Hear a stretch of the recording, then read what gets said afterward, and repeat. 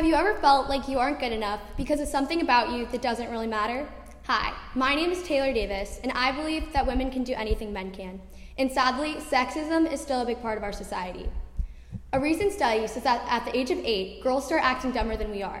We feel as though society expects us to not be smart and to not have as much confidence as boys.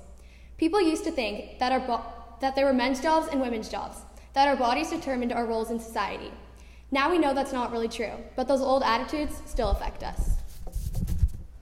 Take being president, for instance. There is no reason the president has to be a man, or that a woman couldn't be. Women are equally smart and equally capable of leading our country, but maybe you haven't noticed, there has never been a female president of the US. Why is that? In the period of time I've been at St. Matthew's, there have been just as many girl student council presidents as boys. St. Matthew's has created an environment where everyone can feel safe and has the confidence to do what they want, regardless of their gender. I hope that we will all carry this expectation of equality forward, as leaders of all genders, helping to change a culture that still has an elected woman president. But even around here, we can still encounter gender stereotypes. Sometimes girls find we are not being treated the same as the boys around us. Last year, I went to a welding camp with 2 of my friends. Welding is the way to join hot metal with either powerful electricity or a very hot gas torch, both of which can be super dangerous. There were a total of 4 girls and 12 boys at the camp. We had a blast and made a ton of things that we were extremely proud of, like metal sculptures and signs. This year, we went to the same camp, but took a different class, focused on making bikes. We were so excited and we were very inspired. In the beginning, we had so much fun and all of our bikes were coming along nicely. Then on the 3rd day, we noticed that the staff at the camp, who were all men, didn't really help us, no matter how much we asked. We had chopped up our bikes into about 20 pieces, and we had to reassemble them, but we didn't know how. All the boys had been to the bike-making camp section before, and they knew what they were doing, yet they were still getting all the help. Also, we were using those dangerous welding tools, another reason we needed help. While we were waiting anxiously for their help, we were greasing parts of our bikes, and the dirty, dark grease got all over us, our faces, and up and down our arms. We thought it was funny and were laughing about it, but the male counselor overheard us and said, "Of course the girls are freaking out about the dirt." When we let him know that we didn't mind the dirt and thought it was funny, he said, "This camp isn't really meant for girls." He wasn't joking and didn't seem that there was any problem making a sweeping statement like that. We couldn't help but ask, "What do you mean? Girls don't camp, girls don't even like to get dirty." He said this as if it was a fact and not just an opinion of possibly one girl out there. What about the rest of us?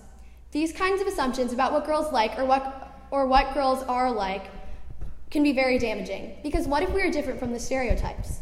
What if we like to get dirty and use those powerful, dangerous welding tools? When people say we shouldn't, that we aren't welcome, we can feel like we aren't a good enough kind of girl.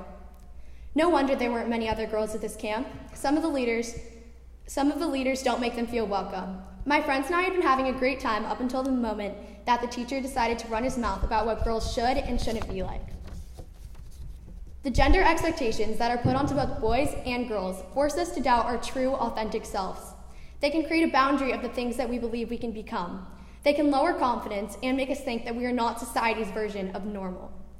It's tempting to hide away, outwardly accepting the limits the gender stereotypes put on us, or even taking them into ourselves and changing who we are.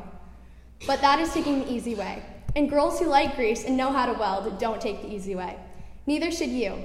Instead, we should persevere, claiming our rejection of the stereotypes, and be our true, unique selves. I didn't let the counselor's words hurt or limit me that day, because I've learned here at St. Matthew's that there's nothing girls can't do, and there's no such thing as a girl-only or boy-only activity. I've learned here that people should get to be who they really are, and do what their hearts desire. So I got pretty angry with that counselor, and the anger fueled me to make the best darn bike I could. With the help of my 2 friends, I finished my bike, and so did they. I had never experienced sexism from someone in authority before, and it shocked and angered me. But I learned you can use that anger to accomplish your goals and shock the people who are trying to limit you.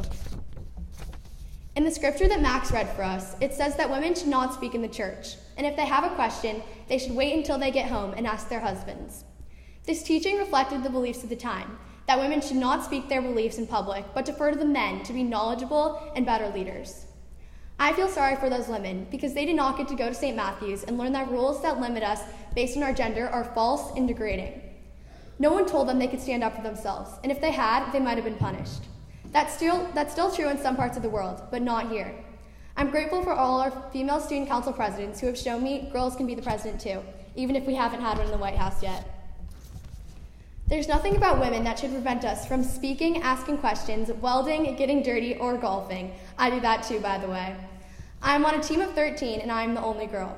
Girls are just as qualified to be curious and ask questions, just as strong and capable to be leaders, to build and make things, especially if it involves dangerous equipment. I encourage you, the next time you think to yourself, something is a girl's job or a boy's job, ask yourself why. And also, girls, do not let society tell you you can't do something that you are genuinely passionate about. You can do anything you put your mind to. And lastly, let's be grateful for the equality we have all experienced here at St. Matthew's. All of us, from every gender, can take it out into the world and make sure that women can speak up for themselves safely and freely everywhere, as it is their God-given right. Thank you.